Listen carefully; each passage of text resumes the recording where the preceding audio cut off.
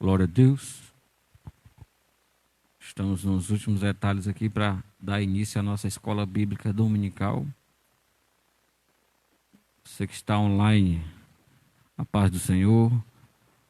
Diga aí como é que está o som. O som está ok? Glória a Deus. Hoje estaremos estudando a lição de número 7. Cristo é a nossa reconciliação com Deus. Lição de número 7. A paz do Senhor, pastor Wagner Silveira, irmão Marcos. Obrigado, irmão Marcos, pelo feedback. Som, imagem ok. Glória a Deus. Você que está no Instagram também, dê um feedback aí se a imagem e o som está ok também. No Facebook já está ok. Vamos compartilhando. Vamos já dar início à nossa lição 7 com o nosso presbítero Josimar Nascimento. A paz do Senhor, irmã Maria. Glória a Deus. A irmã Elivanice, paz do Senhor. Sejam bem-vindos. Convide outras pessoas também para participar. Glória a Deus.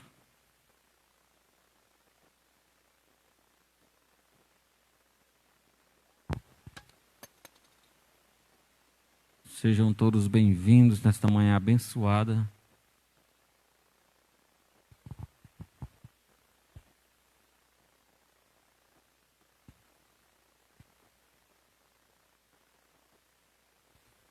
Glória a Deus.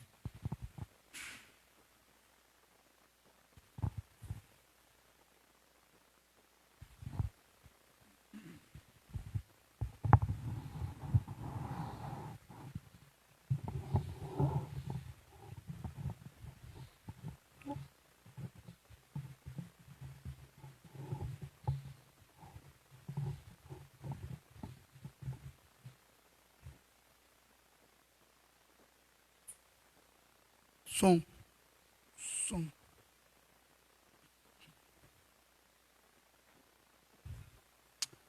Bom dia, paz do Senhor para os irmãos.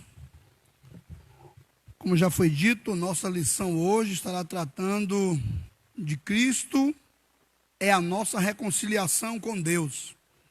Gostaria de chamar a atenção dos irmãos para abrirem suas Bíblias aí, onde você está, em Efésios capítulo 2, os versículos 14 até o 19.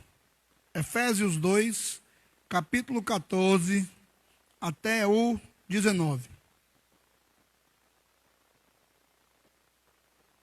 A palavra do Senhor diz assim: porque Ele é a nossa paz, de dois povos Ele fez um só, e na sua carne derrubou a parede de separação que estava no meio, a inimizade. Cristo aboliu a lei dos mandamentos na forma de ordenança, para que dos dois criasse em si mesmo uma nova humanidade, fazendo a paz, e reconciliasse ambos em um só corpo com Deus, por meio da cruz, destruindo a inimizade por meio dela. E quando veio, Cristo evangelizou paz a vocês que estavam longe, e paz também aos que estavam perto, porque por meio dele, acesso ao Pai em um só Espírito.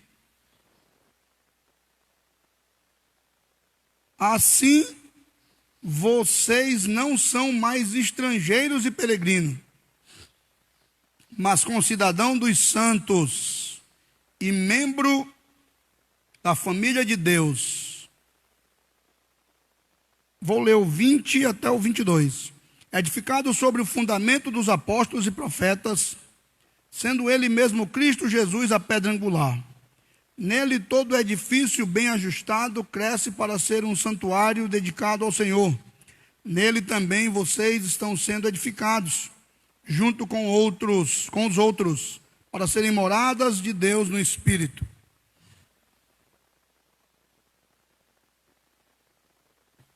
Bendito Pai, obrigado, Senhor, por este momento em que estaremos aqui trabalhando o texto da sua palavra. Queremos ser fiel ao texto e transmitir as suas verdades, ó Pai querido, e que ela vá de encontro ao coração, que possamos perceber do propósito da sua vinda aqui, que foi de fato fazer reconciliação de homens com homens e dos homens para com Deus. É essa a ideia que o texto quer passar para nós.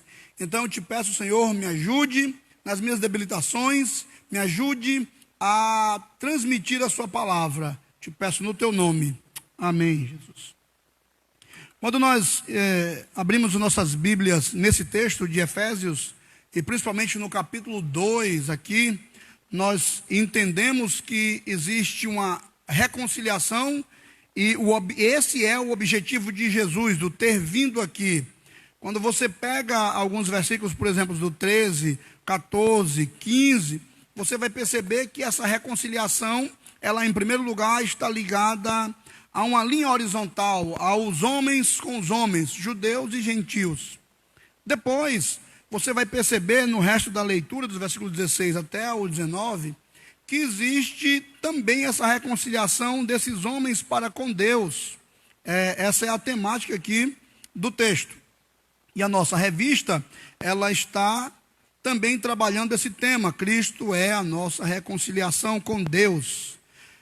A introdução é dito o seguinte: se na lição anterior analisamos o antigo quadro desolador acerca dos gentios, em que o apóstolo Paulo descreveu, pegando do versículo 11 e 12 do capítulo 2, nesta, veremos que houve uma significativa mudança na sequência do capítulo 2.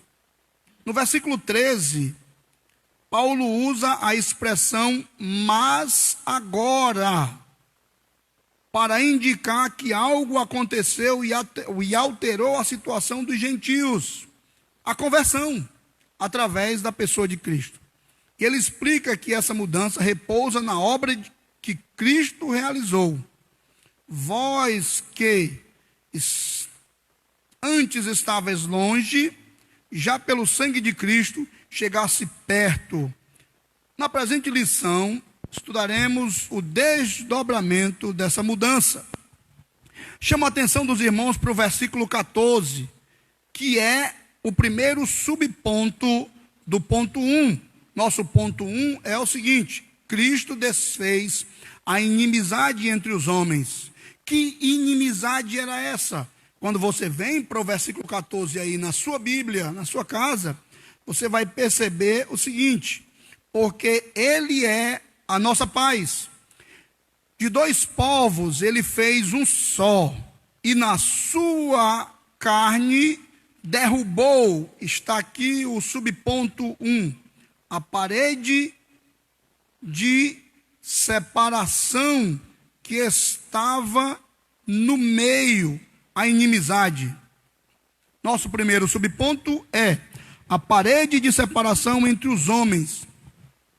O que se está falando aqui é de uma falta de compreensão do propósito da vinda de Jesus, da lei, da compreensão de Deus no Antigo Testamento. Quando nós abrimos a nossa Bíblia em Gênesis capítulo 12, Dr. Walter Kaiser, no seu livro A Missão de Deus, ele vai dizer que, quando você lê o capítulo 12 de Gênesis, versículo 1, 2, 3, ele vai dizer que uma das finalidades da chamada de Abraão era que, através dele e da sua descendência, todas as nações da terra, elas seriam abençoadas.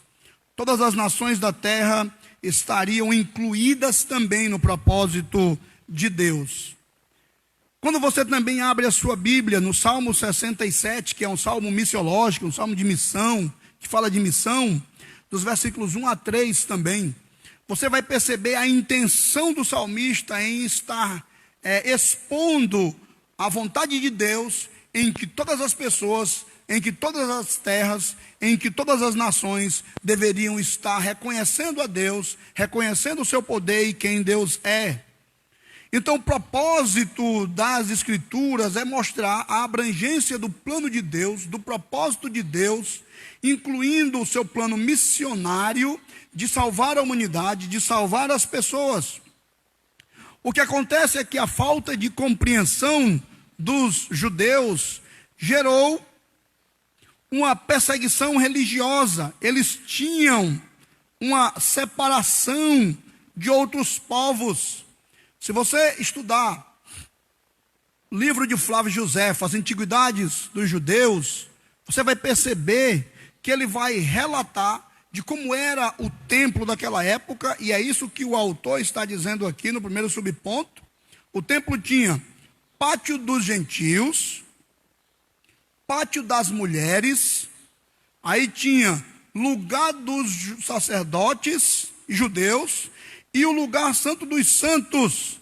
Então, essa divisão, logo aqui entre o pátio dos gentios e o lugar onde as mulheres ficavam, existia uma parede feita de mármores, e nessa parede existia algumas espécies de placas que diziam que se um gentio ultrapassasse aquela delimitação, ultrapassasse aquele muro, aquela parede, eles deveriam urgentemente serem mortos.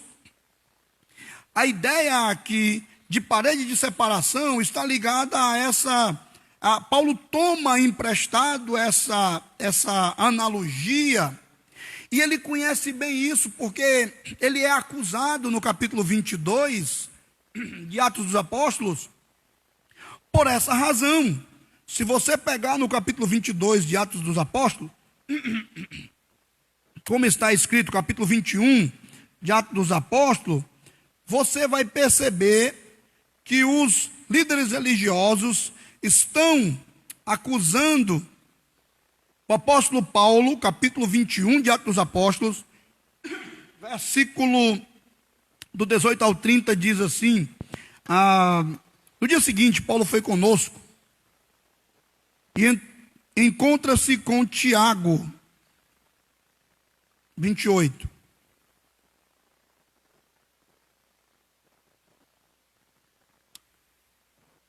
Disseram isso, pois antes tinha visto Trófimo, o Efésio, em sua companhia na cidade, e pensavam que Paulo o havia levado para dentro do templo.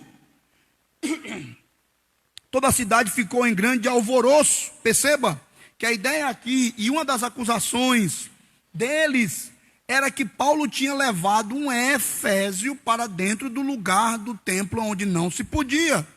Se você fizer mais uma lida, for mais à frente, no mesmo capítulo 22,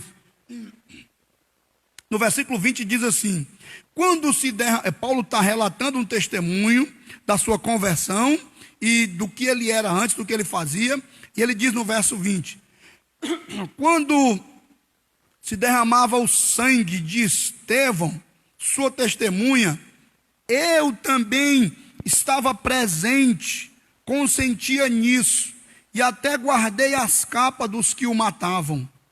Mas ele me disse, Deus disse para Paulo, vá, porque eu o enviarei para longe, para os gentios. Quando Paulo fala isso, perceba a reação no versículo 22, do capítulo 22. Até este ponto, a multidão ficou ouvindo. Enquanto o apóstolo Paulo estava contando do que ele fez, das maldades que ele fez com a igreja, até esse ponto estava bacana, o povo estava ouvindo.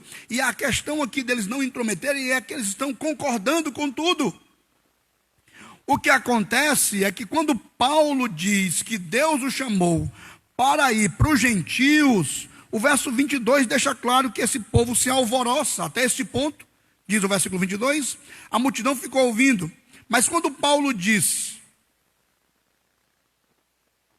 isso, começaram a gritar bem alto. Isso o quê? Quando Paulo disse que Deus o escolhera para ir para os gentios.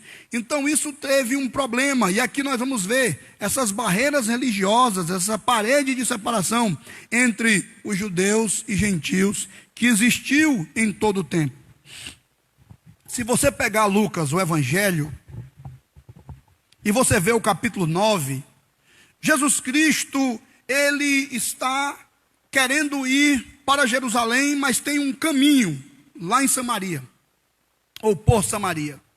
E ele diz assim para os discípulos que estão com ele: vão à frente, ajeite lá um ambiente em Samaria, porque eu quero passar a noite lá, vou pernoitar lá, e depois disso eu vou passar para Jerusalém.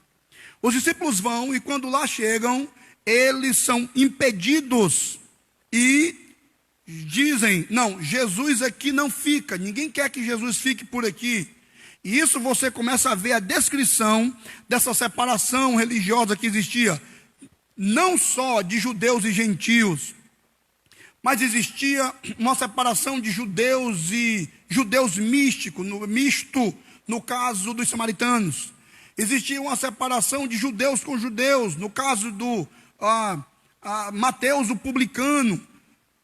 As pessoas como os discípulos, os apóstolos que trabalhavam em pescaria, também não eram pessoas bem vistas. Quem trabalhavam com velórios, coveiros da época, também não eram bem vistos. Primeiro, os pescadores, eles primeiro não eram bem vistos porque quando pescava, eles pegavam a toda a qualidade de peixe. Então, ao pegar toda a qualidade de peixe, vinha peixes que eram bons e vinham peixes que não eram bons, peixes que eram puros e peixes que eram impuros. Então a classe de pescador em Israel também era discriminada. A classe de coveiro também, aqueles que iam levando o esquife, eles também eram discriminados, porque eles tinham que pegar em defunto. Então existia uma discriminação religiosa muito grande desses povos, dos povos judeus com os gentios, e deles com eles mesmos, deles com os samaritanos. Então, nós, voltando à nossa história, quando Jesus Cristo é sabido que ele não vai poder ficar em Samaria, que é onde nós estávamos, e os discípulos voltam, qual é a reação no coração dos discípulos? A reação é a seguinte: vocês, Senhor Jesus, eles não querem que o Senhor passe por lá, mas se o Senhor quiser, nós podemos fazer uma oração para que caia fogo do céu e consuma os samaritanos. Você começa a perceber aí, você começa a entender a dificuldade religiosa que existia entre eles. A religião que deveria ser o ponto de do povo judeu, de onde deveria sair as verdades de Deus para as nações, agora está sendo privada para eles. E eles criam essa barreira, essa separação, que é simbolizada por aquela muralha que existe entre o pátio dos gentios e o ambiente das mulheres. Então essa era a problemática. Se você ler também em Atos, no mesmo Atos, no capítulo 11, depois que o apóstolo Pedro volta da casa de Cornélio, a indagação é a seguinte: rapaz, você entrou em casa de gentio? Não pode. Você começa a perceber essa barreira. Os judeus, eles nem sequer ajudavam mulheres gentias na hora de estarem para dar à luz, porque na concepção judaica eles estariam ajudando uma mulher gentia a dar à luz mais um gentio, e isso para eles era um problema seríssimo. Então, quando a mulher gentia estava dando à luz, eles não ajudavam, porque não pegavam, não conversavam, não mancomunavam com eles, em hipótese alguma. Eles eram tratados, gentios, como cães, como incircunciso. Eles eram tratados também pelos judeus como os gravetos que seriam usados para poder ajudar na chama do inferno. Era assim que os gentios eram tratados pelos judeus. E era essa a barreira que estava entre eles, essa barreira de exclusivismo religioso, essa barreira que existia para com os judeus de uma falta de compreensão do plano e do propósito de Deus. Quero abrir um parêntese aqui e dizer o seguinte: Em muitas das vezes, nós pensamos que essa barreira só existe no meio judaico, ou só existiu no meio judaico. Ela também existe no nosso meio. Quando achamos que nosso religiosismo, ele é exclusivo demais para amparar outras pessoas, para amparar outras denominações, nós achamos que somos melhores, nós achamos que estamos por cima. Nós devemos ter cuidado, porque nós devemos entender o propósito de aqui estarmos, que é de levar o evangelho para todas as nações, entendendo que a intenção do evangelho é de romper as barreiras, é de romper as muralhas e fazer com que todos entendam a mensagem do Cristo ressuscitado. Então devemos ter cuidado com isso. Existe sim essa barreira também ainda nos dias de hoje, e nós devemos ter cuidado com isso. É só o evangelho quem faz essa transformação. O segundo subponto diz o seguinte: se no primeiro nós temos a parede, que foi explicada aqui pela ira, a raiva e o desentendimento, a falta de compreensão do propósito de Deus através do povo de Israel, que gerou isso, nós vamos ver que essa barreira que existia, ela foi derrubada. Chamo a atenção de vocês para Efésios 2, versículo 14, ele diz: porque ele é a nossa paz, de dois povos ele fez um só, e na sua carne derrubou a parede de separação que estava no meio, a inimizade. O nome da parede aqui é dada como inimizade. Cristo derrubou, no segundo subponto, a derrubada da parede de separação. Aí ele diz, o apóstolo declara que em Cristo foi derrubada a parede de separação que estava no meio, parte B do versículo 14 do capítulo 2 de Efésios. Essa barreira era tanto literal como espiritual. Claro, literal porque existia de fato a barreira no meio do templo, e espiritual porque eles eram realmente radicais com os seus costumes, com a sua forma de ver a vida, e assim eles se separavam dos outros. Essa barreira era tanto literal como espiritual, mas por mérito da cruz de Cristo, a divisória foi rompida. Assim, não somos mais forasteiros, mas somos a família de Deus. Temos acesso à presença do Pai. E pelo sangue de Cristo, temos livre entrada no santuário de Deus. O que é que isso significa? E como essa barreira foi derrubada? Essa barreira foi derrubada quando Cristo veio aqui, e aqui se encarnou. E ao se encarnar, ele conheceu os nossos problemas, as nossas limitações. A intenção da encarnação foi, de fato, derrubar essa barreira que separava os homens dos homens e que separava os homens de Deus. E aí, ao vir Cristo e ao morrer na cruz do Calvário, diz a Bíblia, no versículo 14, que pelo seu sangue vertido na cruz do Calvário, ele consegue derrubar a barreira que separava esses povos deles mesmos e esses povos de Deus. Cristo consegue derrubar. O autor aos Hebreus, no capítulo 10, no versículo 19, diz: agora nós devemos entrar com ousadia pelo novo e vivo caminho, pelo sangue de Jesus, o eterno e o sumo sacerdote. É por meio da morte de Cristo que essa barreira foi derrubada. Nós temos agora aqui uma passada do versículo 14 para o versículo 15, que é justamente a barreira que vai ser tratada aqui. O terceiro subponto diz assim: o conceito da lei dos mandamentos. Quero chamar a atenção dos irmãos para poderem observar bem aqui. Ele vai querer demonstrar o que barreira é essa que está separando as pessoas. Versículo 14 diz: ele é a nossa paz, de dois povos ele fez um só, e na sua carne derrubou a parede de separação que estava no meio, a inimizade. Cristo, e aqui entra o subponto 3, Cristo aboliu a lei dos mandamentos na forma de ordenança. O subponto 3 e o subponto 4 está agora conectado com o versículo 15 do Efésios capítulo 2. Os subpontos 1 e o 2 estão ligados ao versículo 14. E o subponto 3 e 4 está ligado aos versículos 15. E no versículo 15 ele diz: Cristo aboliu a lei dos mandamentos na forma de ordenança. Na leitura da revista, aqui no subponto 3, é dito assim: a compreensão desse conceito. Que conceito?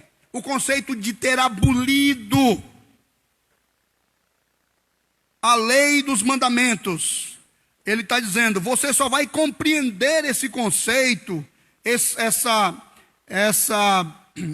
abolição, quando você entende que a lei tem uma visão tripartida. Aí ele vai dizer aqui, lei moral, lei cerimonial e a lei civil, que na verdade são três esferas da mesma lei. A lei civil diz respeito aos israelitas como cidadão. A lei moral permanece em vigor como... Aí ele vai dizer, a lei moral permanece, chama a atenção dos irmãos aqui, em vigor como padrão de conduta. Mas não como meio de salvação. Porque ele bota aqui o versículo, capítulo 2, versículo 8 e 9, que a salvação é pela graça. A lei cerimonial é citada como sendo, aí aqui, a lei cerimonial é citada como sendo circuncisão, sacrifício, comida, bebida, dia de festa, lua nova e sábado. Ele está dizendo que na lei cerimonial o sábado está incluído. Mas é dito também aqui que a lei moral, que é os 10 mandamentos, permanece em vigor como padrão de conduta. Se na lei cerimonial, em que o sábado está incluído, ele foi abolido, e se a lei moral permanece em vigor, como está sendo dito aqui no subponto 3, a lei moral permanece em vigor como padrão de conduta, como é que o sábado foi abolido na lei cerimonial, mas continua ainda na lei moral? Porque na lei moral o sábado está incluído. Não faça para você imagem de escultura, não adultério, não cobice a mulher do seu próximo, guarde o sábado. Aí ele está lá na lei moral. Para concluir aqui o ponto na leitura, esses ritos identificam a posição do povo judeu diante de Deus e demonstrava hostilidades para com os gentios. Eu estou suando a camisa para poder explicar uma coisa aqui para os irmãos. É o seguinte, essa posição de interpretação, ela existe, ela é bem antiga, e eu não estou querendo dizer aqui que o pastor que escreveu a revista, ele está errado. Não, eu não estou dizendo que ele está errado, que a sua interpretação está errada. Não. Mas eu quero mostrar uma outra forma de ver essa abolição da lei, que entendo que ela é mais sadia para a fé. Quando eu percebo que a lei, ela foi dividida em 3 partes, e é preciso que se encontre um texto para dizer que a lei foi dividida em 3 partes, que a gente não tem na Bíblia esse texto, eu posso abrir precedentes, como já é aberto precedentes, para que a lei continue em vigor, como foi dito aqui. A lei moral permanece em vigor como padrão de conduta. Se a lei moral permanece em vigor como padrão de conduta, o precedente que é aberto é a lei do Antigo Testamento. Eu não estou dizendo nem toda a lei, mas pelo menos a lei moral, ela passa para cá como uma continuidade. E aí vem os adventistas e diz: está vendo como a lei moral ela faz parte, porque aqui está sendo dito, a lei moral permanece em vigor como padrão de conduta, como norma que vai dar diretrizes para a minha vida.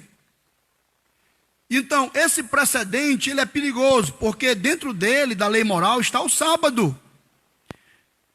E você pode até dizer, tudo bem, mais de escultura, ninguém adora, ninguém vai estar aqui fazendo as outras coisas que existem na lei, mas com relação ao sábado, como é que eu resolvo isso? Algumas pessoas, alguns intérpretes da Bíblia, eles vão para uma mudança no culto, na observação de cultos.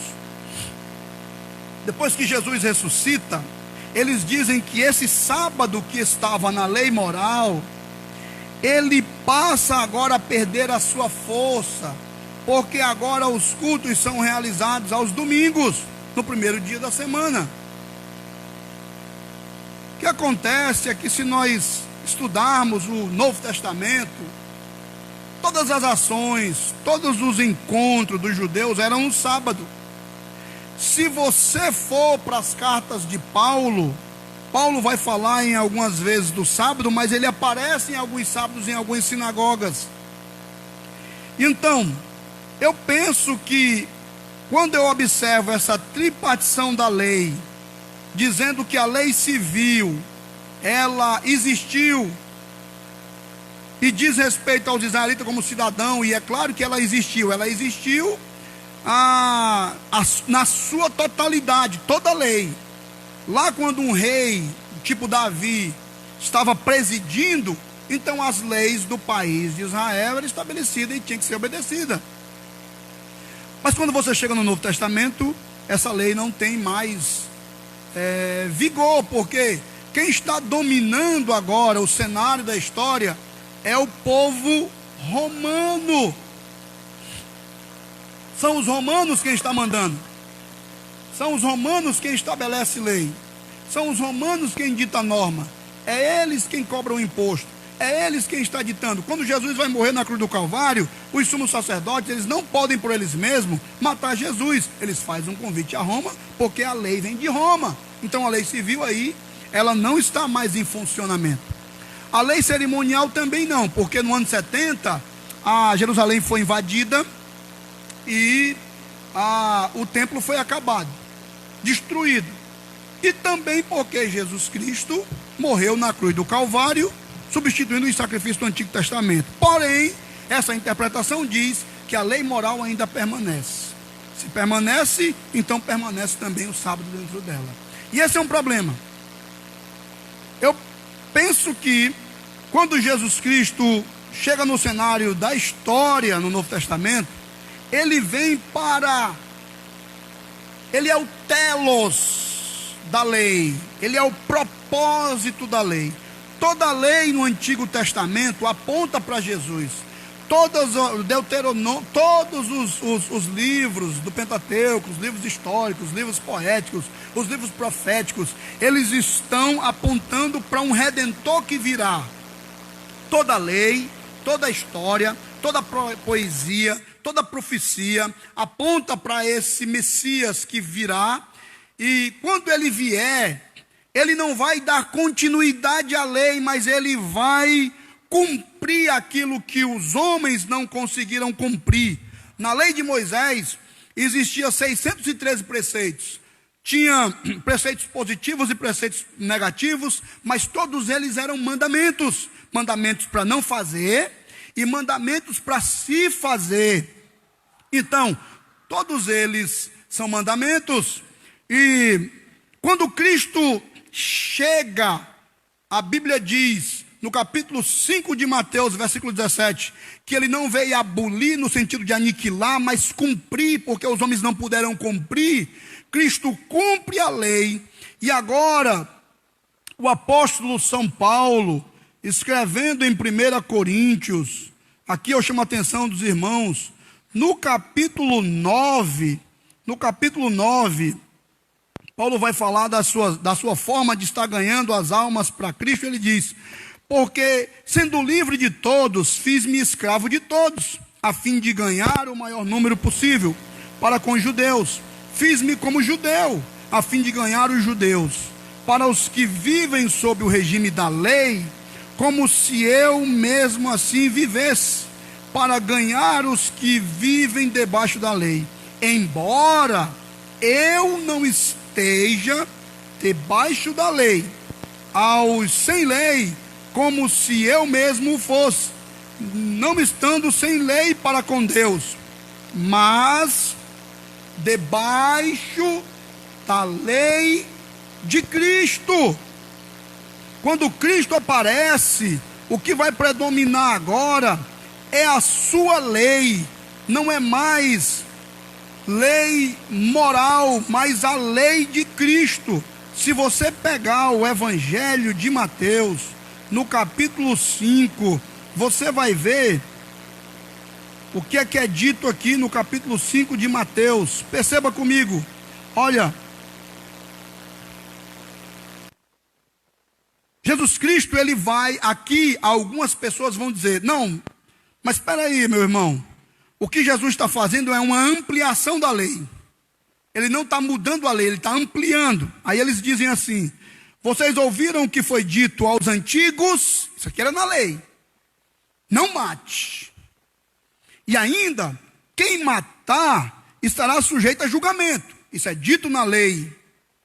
Jesus vai dizer: eu, porém, lhes digo que todo aquele que se irá contra o seu irmão estará sujeito a julgamento.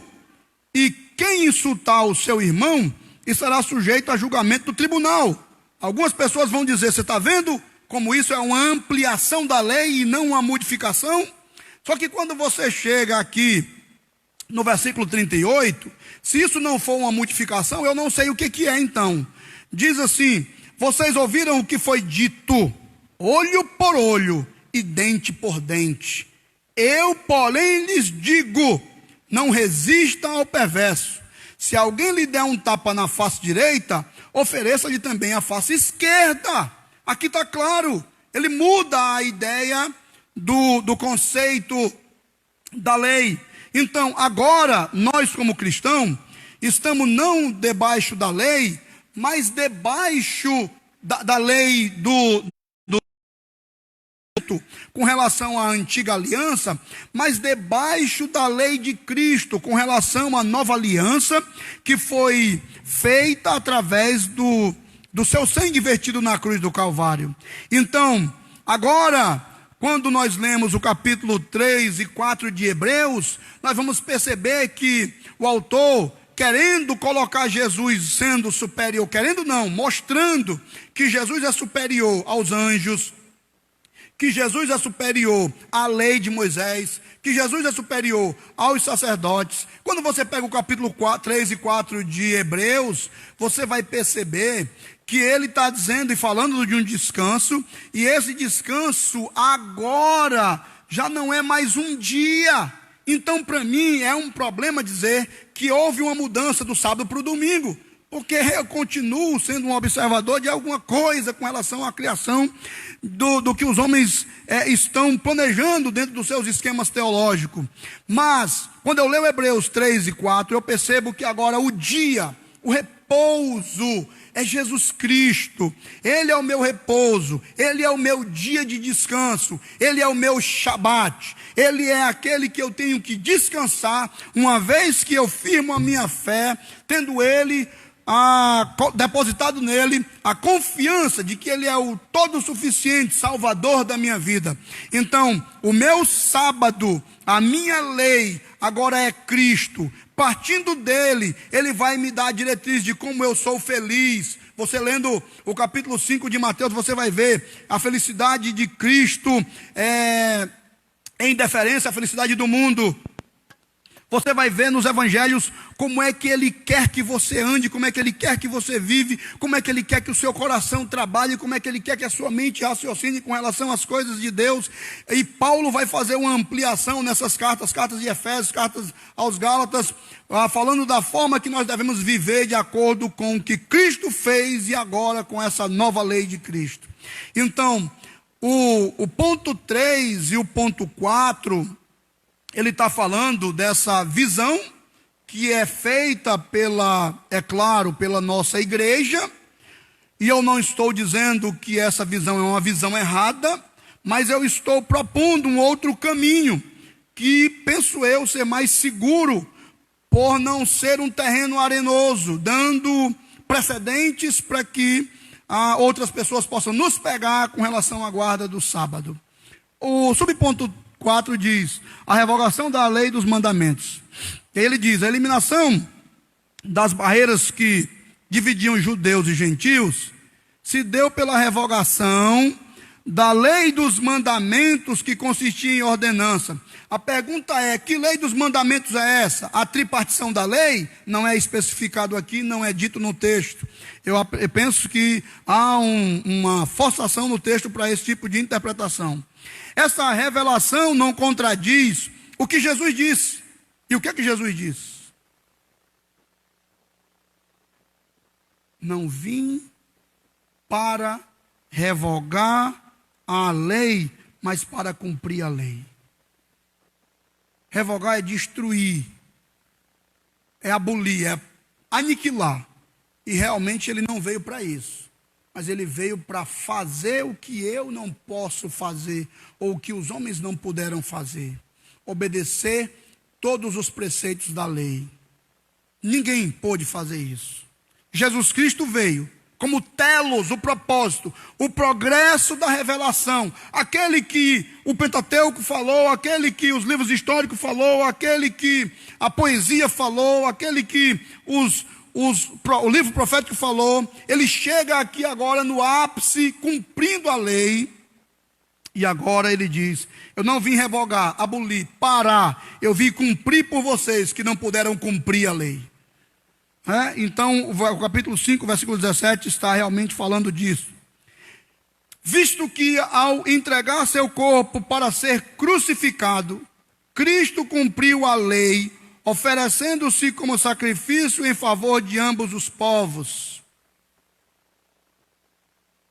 Desse modo, a revogação aqui aludida é a lei cerimonial, que resultava em separação entre judeus e gentios. O ato de Cristo, oferecido a Deus em cheiro suave, aboliu a necessidade dessas ordenanças ritualísticas, e assim a inimizade foi desfeita. Acredito que, pelo pouco tempo de explicação que foi dado, nós agora obedecemos a lei de Cristo Jesus. Então, a barreira, ela foi desfeita pela morte de Cristo, e agora obedecemos a lei de Cristo. O segundo subponto é uma alusão que Paulo faz a Isaías 52, versículo 7 ou 9, se não me engano. Ele volta no tempo, talvez lembrando dos seus estudos do Antigo Testamento, e ele percebe que existia uma paz que estava sendo prometida através do Messias que viria. O subponto 2 diz, ou ponto 2 diz, pela paz, e aí eu vou chamar a atenção dos irmãos que estão em casa para a leitura do Efésios capítulo 2, versículo 14, porque Ele é a nossa paz. Pela paz seria um objeto de um elemento de transposição, eu tenho a paz que foi trazida por Jesus. Quando eu leio o texto, porque Ele é a nossa paz, então o elemento de passagem se torna a própria pessoa. Ele é a própria paz. Pela paz, Cristo fez um novo homem. A partir da expiação na cruz, a paz foi proclamada, e de ambos os povos, judeus e gentios, Cristo fez uma nova humanidade. Essa nova humanidade aqui, ela é, obviamente, é claro, a igreja. A igreja. Quando eu leio no capítulo 1 de Efésios, capítulo 1, versículo 20, ele diz: Ele exerceu esse poder em Cristo. Quem é Ele? Deus. Deus exerceu esse poder em Cristo, ressuscitando dentre os mortos.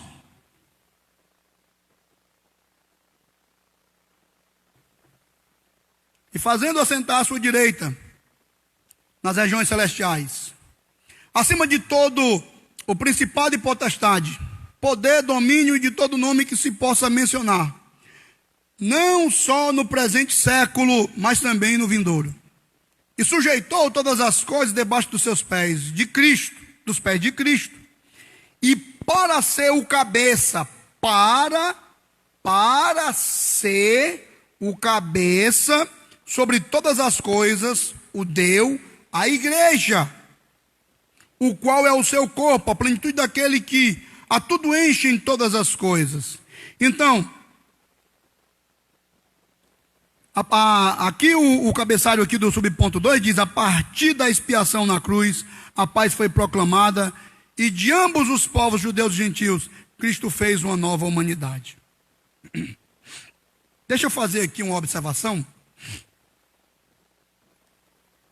A junção dos povos, agora, a agregação de judeus e gentios, que agora se dá pela morte de Cristo Jesus,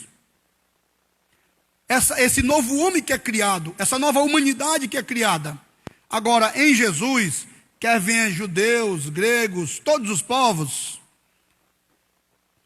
não aniquila, entenda bem isso, não aniquila as promessas de Deus feitas para o povo de Israel. Não significa dizer que agora em Cristo, na chegada de Cristo, na morte de Cristo, agora na junção dos povos entre judeus e gentios, isso não significa dizer que agora o projeto de Deus se completou com a igreja, e que a igreja agora recebe as bênçãos do Antigo Testamento.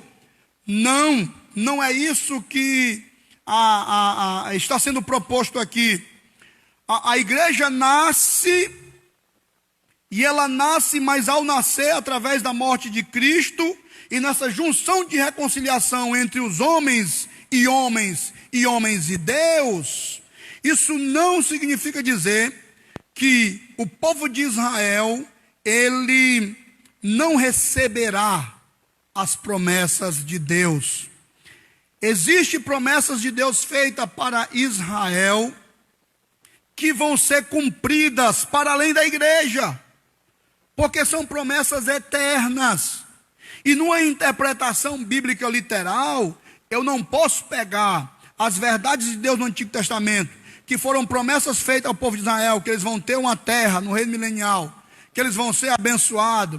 Eu não posso pegar a questão da grande tribulação, que é para eles, né? Eu não posso também, para eles, eu não posso pegar esses textos, espiritualizá-los e querer dizer que a igreja está vivendo nesse período de grande tribulação, que a igreja está passando por isso. Não, as promessas que foram prometidas para Israel irão se cumprir com Israel depois desse lapso de tempo em que a igreja que aqui está. Quando a igreja for arrebatada, Deus retoma o seu plano para com o povo de Israel.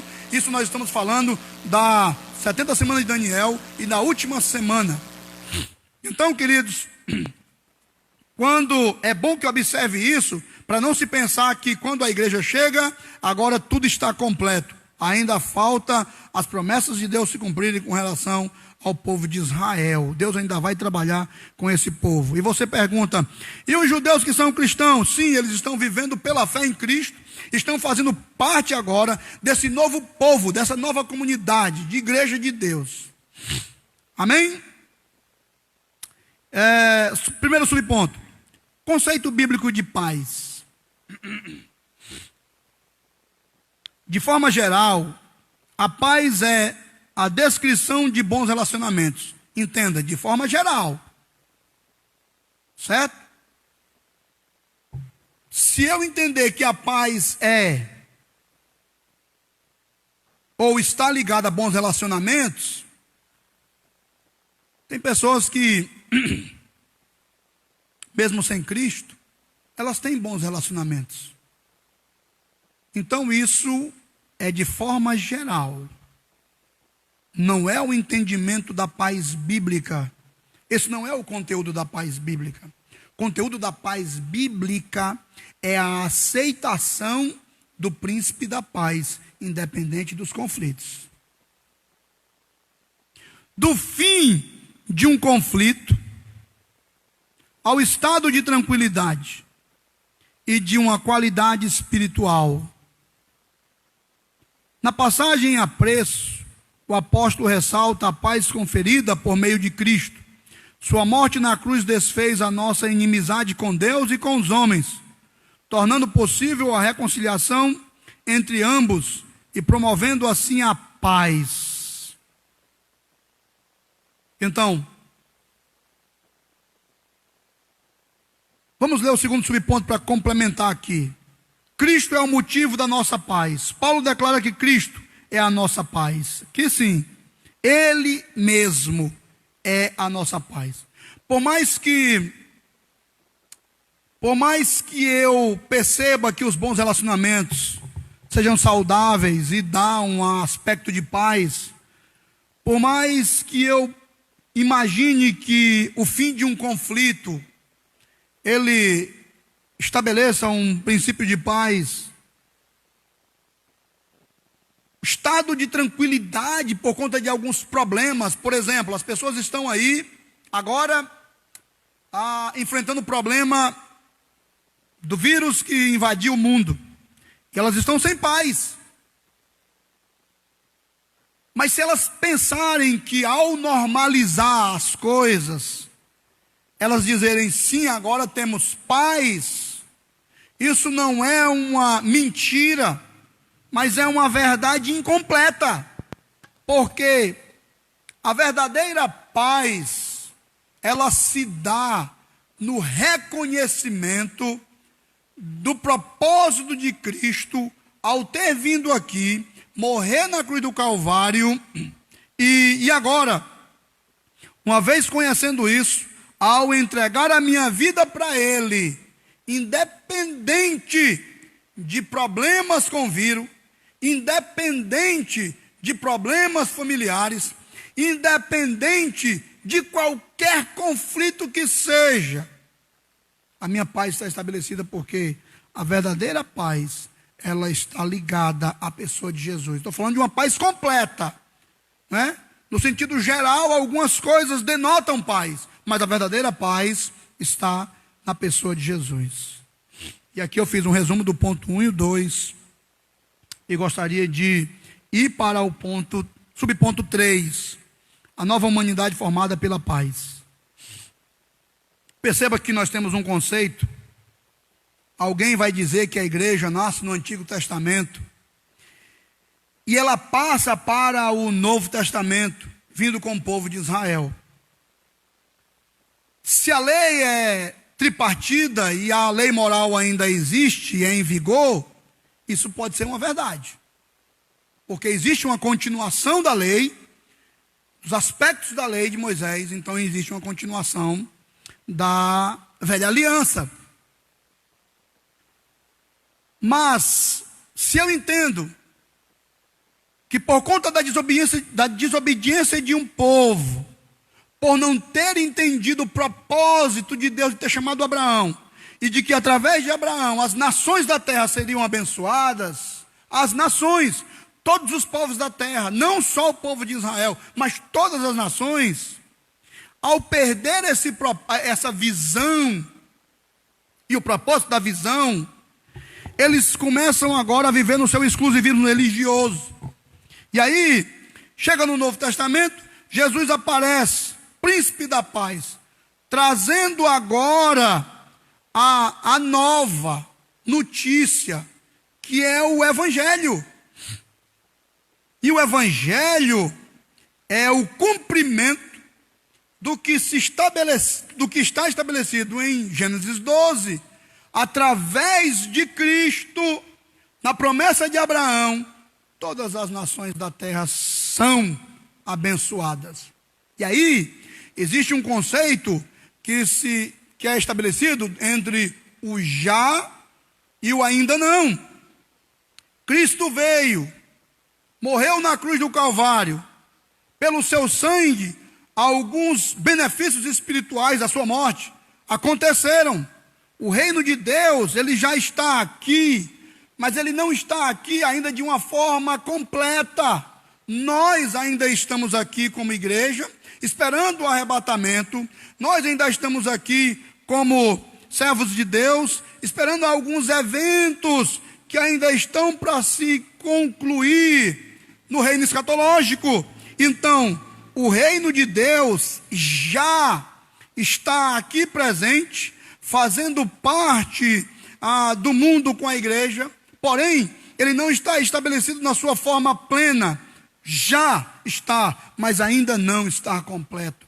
Então, nós precisamos entender essas diferenças. Quando Cristo vem, ele cria, como diz, a nova humanidade formada pela paz. Dentro dessa nova humanidade, se você pegar Gálatas aqui, no capítulo 6, no versículo 16, que é um texto muito usado pelos continuistas, que dizem que a lei passou e que o povo de Israel é a igreja no Antigo Testamento. Então, há um problema, porque o texto diz assim, Gálatas 6, versículo 15 e 16. Pois, nem a circuncisão é coisa alguma, nem a incircuncisão, nem a circuncisão e nem a circuncisão. Veja os paralelos adversos. Circuncisão não é nada e circuncisão também não é. Certo? Mas, então o que é? Aí ele vai dizer, mas o ser nova criatura, e a todos os que andarem em conformidade com esta regra, que regra é essa? O ser nova criatura. A regra aqui é o ser nova criatura. Aí ele vai dizer, paz e misericórdia sejam sobre eles. Eles quem? Sobre eles que são da incircuncisão. E paz e misericórdia sejam sobre eles, os da incircuncisão, porque ele começa no versículo 16 dizendo, na parte B do versículo, nem há incircuncisão, mas o ser nova criatura. Aí no verso 16 ele diz, a todos os que andarem em conformidade a essa regra, paz e misericórdia sejam sobre eles, os incircuncisos que aceitaram a Jesus, os gentios, no caso o povo os gentios, e sobre o Israel de Deus, que seria quem aqui no caso? O próprio apóstolo Paulo e a comunidade que aceitou a fé em Jesus Cristo. E aí ele diz que esses que vêm do judaísmo, mas que aceitaram a fé em Jesus, mesmo sendo circuncidados, não são nada, e aqueles que vêm dos gentios, que aceitaram a fé e que são incircuncisos, também não são nada. O que é que eles são agora então? Eles são uma nova criatura, eles são a nova comunidade de Deus, a igreja que nasce quando Cristo rompe na cruz do Calvário dizendo, agora está consumado. Quando você pega o capítulo 1 de Efésios, no versículo 20, até o versículo, partindo do versículo 22, e sujeitou todas as coisas debaixo dos pés de Cristo, e para ser o cabeça sobre todas as coisas, o deu à igreja. Se a igreja existiu no Antigo Testamento, há um problema, porque a igreja, então, ela existia sem cabeça. Porque Cristo só passou a ser cabeça da igreja aqui, quando ele morre na cruz do Calvário. Eu estou falando isso para você entender que essa nova formação da comunidade, agora do povo de Deus, não exclui as bênçãos de Deus para os povos de Israel, os judeus. A nova humanidade formada pela paz. Subponto 3. Cristo uniu os povos que outrora hostilizava para criar em si mesmo, dos dois, um novo homem, fazendo a paz. Essa unidade não foi o resultado de algum acordo firmado entre os homens. Ela foi realizada em si mesmo. Ou seja, o único modo possível era em Cristo e por meio de Cristo. A partir desse ato, surge uma nova humanidade, a igreja, onde não há circuncisão e nem incircuncisão. Foi Cristo quem criou esse novo povo, fazendo a paz. Nele, as desigualdades foram eliminadas e a acepção de pessoas desfeitas, e a etnia e a classe social desapareceram. Por essa razão, agora, o que se está estabelecido é a igreja de Jesus. Vamos para o ponto 3.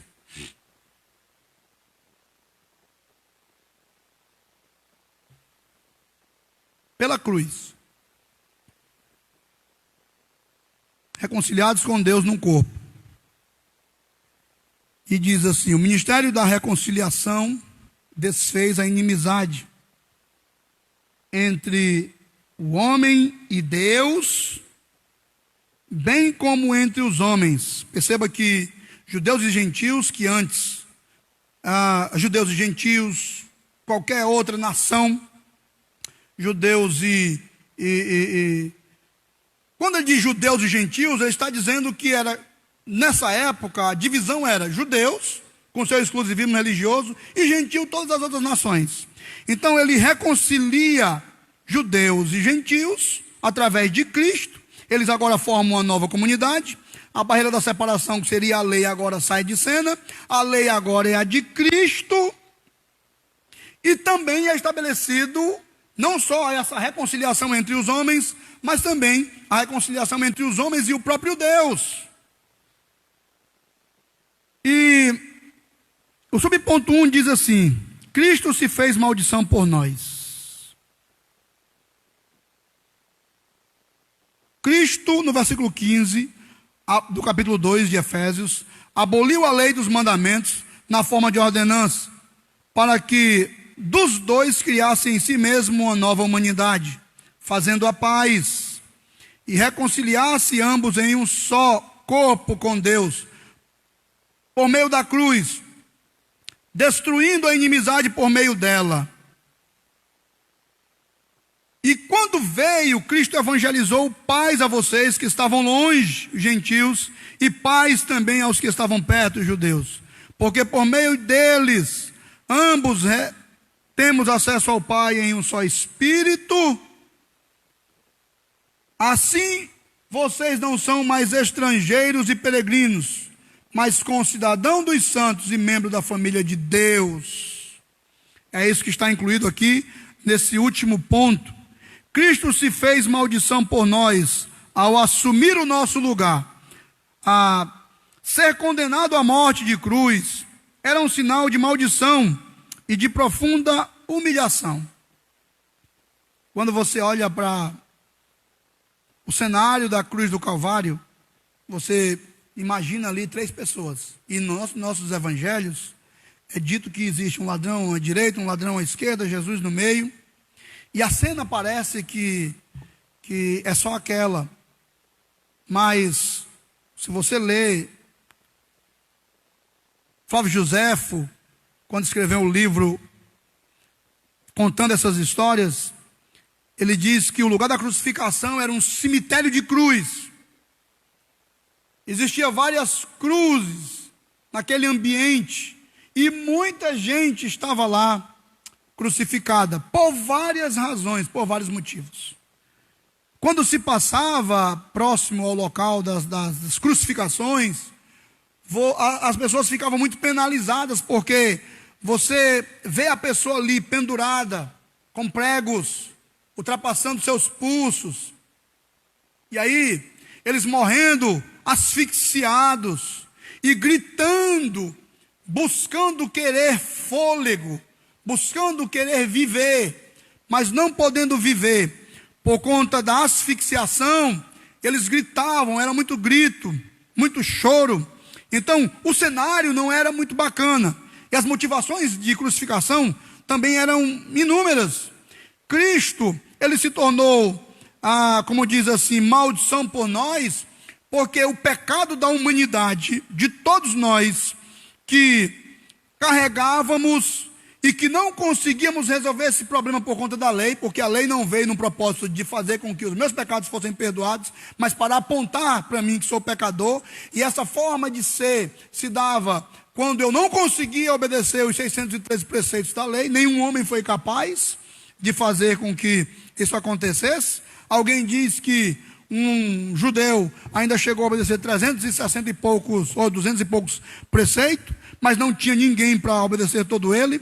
Então, a lei aponta para o pecado em nós, e da nossa incapacidade de poder ir até Deus e ser um ser santo. Então, Cristo vem, ele cumpre a lei, e agora, na cruz do Calvário, ele se amaldiçoa através da morte na cruz, para poder eu agora ser uma bênção na própria pessoa dele, através do seu sangue. O texto diz, ser condenado à morte de cruz era um sinal de maldição e de profunda humilhação. O réu era açoitado por um chicote de vários tiros de couro, acompanhado de chumbos ou ossos nas pontas, e em seguida era obrigado a carregar publicamente sua cruz até o local de execução. Por essa razão, a cruz era um escândalo para os judeus e loucura para os gentios. Apesar disso, Cristo suportou a afronta, levou a nossa culpa, entregou o seu corpo para a crucificação e se fez maldição em nosso lugar, cumprindo agora o nosso papel. Ele se torna maldito. Segundo subponto, diz o seguinte: reconciliados pela cruz de Cristo, uma vez que ele se fez maldito na cruz por conta da nossa maldição, ele agora nos reconcilia pela própria cruz. Foi o sacrifício vicário de Cristo na cruz e sua consequente vitória sobre a morte que possibilitaram nossa reconciliação com Deus e com os homens. Nessa perspectiva que Cristo é a nossa paz, que pela sua carne um novo homem foi criado, fazendo a paz, e que também evangelizou a paz a vós, proclamando ao mundo as boas novas da cruz. A mensagem da cruz apregou a paz entre Deus e os homens, e isso é o mistério da reconciliação, dessa reconciliação profunda, que foi feita através da morte de Jesus Cristo. Através da sua morte, ele pega os meus pecados e carrega em seu corpo, na morte na cruz. Através dessa morte, ele nos reconcilia, não só homens com homens, criando agora uma nova humanidade, a igreja de Deus, pelo qual Cristo é o cabeça, mas ele reconcilia também esses homens com Deus. Se você perceber Romanos capítulo 12, você vai ver que há um juízo de valor que é feito pelos judeus para com os gentios, e eles vão começar a dizer, através de julgamentos, que os gentios não prestam, e Deus coloca eles, o povo judeu e o povo gentil, na mesma balança, dizendo: tanto eles, os gentios, como vocês também, precisam dessa reconciliação comigo. E essa reconciliação, segundo o Evangelho, ou segundo a carta que Paulo escreveu aos Romanos, só é possível pela justificação pela fé, pelo aceitar a fé em Jesus Cristo. Aí você é justificado. Então, é isso que Cristo fez. Ele reconcilia homens com homens e homens com Deus. Subponto 3 diz: reconciliados na cruz em um corpo. E aqui, como já foi falado muito, esse corpo é a igreja de Jesus. A igreja que chega agora aqui, através da ascensão de Cristo, quando ele parte, depois de 40 dias aqui estando com seus apóstolos, discípulos, ele ensina a eles, diz o que é que ele quer, fala da sua vontade, pede para eles irem para Jerusalém. Ao chegarem em Jerusalém, 10 dias de oração se passam lá. 40 dias ele passou com eles, mais 10 dias os discípulos passaram em oração, trancados numa casa, no cenáculo, esperando o cumprimento do que Jesus tinha falado. Primeiro aspecto do cumprimento das promessas de Jesus está ligado à sua ascensão. Ele vai para o céu, e quando lá chega, essa promessa que ele fez aos discípulos e apóstolos, de mandar o Consolador, de enviar o Espírito Santo, para que surgisse essa nova comunidade, agora vai acontecer. E acontece quando eles estão lá, estão turbados, com medos, amedrontados, estão acovardados dentro de 4 paredes, mas estão confiantes. E de repente o Espírito Santo irrompe aquele lugar de medo, o Espírito Santo irrompe aquele lugar de pavor, aquele lugar de indecisão. Ele chega lá nos corações como que fogo, e vai agora dando coragem, ousadia a essas pessoas, porque elas começam a ter a percepção de que o que Jesus falou de fato está se cumprindo, e a fé deles agora é restaurada. E a primeira coisa que acontece nessa restauração é uma pregação de um homem que tinha sido covarde, no capítulo 21 de João, chamado Pedro. Ele se levanta e diz: varões, aqui não tem embriagação, aqui tem poder do Espírito Santo e o nascimento da igreja, que foi agora feita pela morte de Cristo na cruz e pelo cumprimento da promessa vinda do Espírito Santo para conosco. É isso que está acontecendo. A reconciliação na cruz em um corpo, ela está ligada ao nascimento da igreja. Nós que agora estamos aqui servindo ao Senhor Jesus, nós que temos as promessas de Deus agora aqui, de adoção, de filiação, de predestinação, de amor de Deus, de reconciliação com os povos, de saber que agora não existe mais um exclusivismo, não é Israel o potentor das verdades, mas agora é a igreja de Deus o potentor da verdade, porque ela tem a verdade da palavra de Deus em suas mãos. E agora a nossa missão é fazer com que todas as nações da terra, elas entendam que devem se reconciliar, pessoas com pessoas e pessoas com Deus. Nossa conclusão diz o seguinte: em obediência ao plano divino, Cristo cumpriu as demandas da lei na cruz, e em seu sacrifício derrubou as barreiras e aboliu as ordenanças cerimoniais que serviam de divisão. E eu digo mais, não só barreiras cerimoniais, toda a lei, por meio da paz conquistada no madeiro, desfez a inimizade, criou uma nova humanidade, e ao criar uma nova humanidade, criou uma nova lei, a lei de Cristo, e a reconciliou com Deus. A partir dela, formou um novo povo, a igreja, o corpo de Cristo Jesus. Algumas coisas devem ser levadas aqui em consideração, como já foi dita, mas eu vou reenfatizar. Entenda, ao nascer a igreja, as promessas de Deus não vão deixar de se cumprir em Israel. A igreja não é o fim único aqui das promessas do Antigo Testamento. A igreja, ela é o mistério escondido que Paulo vai falar na outra lição, e que nasce esse mistério para poder divulgar o evangelho de Deus. Mas existem promessas de Deus que serão cumpridas em Israel. Por essa razão, o povo judeu descontinuou-se, tanto na sua lei, como também na sua proclamação.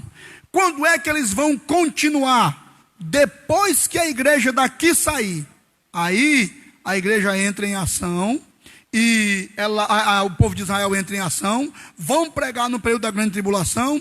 O Senhor Jesus vai vir junto com a igreja salvar o seu povo, e aí sim nós vamos ter a convergência de todas as reconciliações no final de tudo.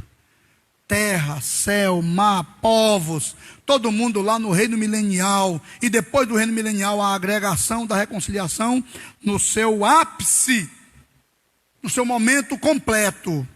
Que Deus possa abençoar a sua vida e que essa lição possa ter te ajudado na compreensão desse texto. Qualquer dúvida, se você tiver meu número de WhatsApp, mande um recadinho lá que a gente responde, ou então manda aqui para os amigos. Desculpa, eu recebi aqui algumas perguntas, né?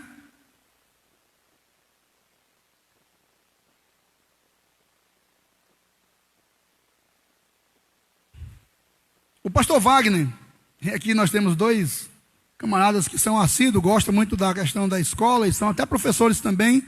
Pastor Wagner e o irmão Eugênio, pastor Eugênio, escreveram aqui o seguinte. Pastor Wagner perguntou: o paralítico de Atos 3 era um exemplo dessa divisão? Podemos dizer que sim, porque qualquer paralítico, qualquer pessoa que tivesse problema na comunidade de Israel, era um problema. Então, o exclusivismo religioso deixava ele onde? Lá fora. Por quê? Porque essa doença era tida como uma maldição de Deus. Então, entendia-se que qualquer pessoa que tivesse problema, do tipo, aqui, desse tipo aqui, então esse cara, ele era uma pessoa amaldiçoada por Deus, e o exclusivismo religioso logo o afastava dos ambientes sagrados. Ficava lá fora, na porta. Pastor Eugênio perguntou: em que os judeus fundamentavam essa exclusividade? Na lei. Na lei como um todo. Quer seja aqui, no caso, o rapaz divide, quer seja cerimonial, quer seja, eles se achavam muito bons. E aí é o que eu disse aqui.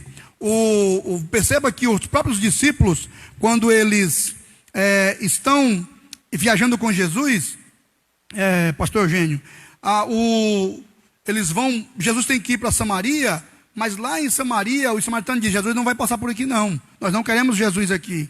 Qual é a proposta que os discípulos fazem para Jesus? Se o Senhor quiser, Jesus, a gente pode fazer uma oração para tocar fogo nesse pessoal. Então daí você tira o exclusivismo religioso, até mesmo nos discípulos de Jesus, ainda permanente nos seus corações.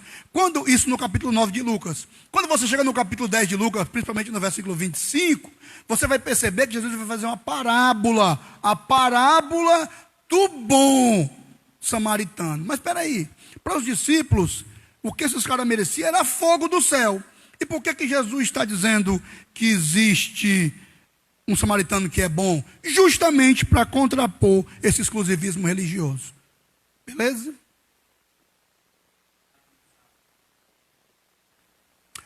Quando a gente lê os evangelhos, a pergunta que foi feita por quem? Quem foi que fez a pergunta? A pergunta, está sendo feita uma pergunta quando Jesus fez um milagre no sábado, ele quebrou a lei. Quando a gente lê os evangelhos são transicionais. A igreja, ela não está ainda acontecendo ali nos evangelhos. Jesus Cristo chega, e ele chega ainda numa época em que a lei está em vigor. Por essa razão ele vai para a sinagoga, por essa razão tem todo o cuidado com relação ao sábado. Então, quando a gente pega e lê os evangelhos, a gente tem que entender que existe, os evangelhos servem como uma ponte, que liga o Antigo Testamento ao Novo Testamento. A graça é a lei que está sendo passada agora para a graça. Então, quando eu vejo Jesus Cristo curando no sábado, o que ele está dizendo é que a forma que eles estão enxergando o sábado não é de fato a forma que é proposta por Deus. Porque se você lê Hebreus, como foi dito aqui, capítulo 3 e capítulo 4 de Hebreus, quem é o descanso? Quem é o Shabat? É o próprio Jesus. Ele é o descanso. Quando ele está fazendo essas intervenções, ele está fazendo uma transposição da lei já para a graça. Ele está dizendo: estou chegando, eu sou o descanso de vocês e quero mostrar isso para vocês através dos milagres. Deus possa abençoar os irmãos. Amém. Jesus, obrigado, Senhor, por esse momento tão lindo, tão ímpar, tão singular, tão essencial. Se existe alguma coisa que é essencial aqui, Senhor, muito mais do que qualquer outra coisa, é o culto feito para ti. Recebe, Senhor Jesus Cristo, tudo o que aqui foi dito. Senhor, recebe a vida de cada irmão que aí está, dos irmãos que estavam interagindo, todos os irmãos. Eu te agradeço, ó Pai, por esse momento, pelos irmãos que aqui estão trabalhando esforçadamente para que a sua palavra chegue nos lares. Te peço, Senhor Jesus Cristo, abençoe a vida deles. Abençoe minha família.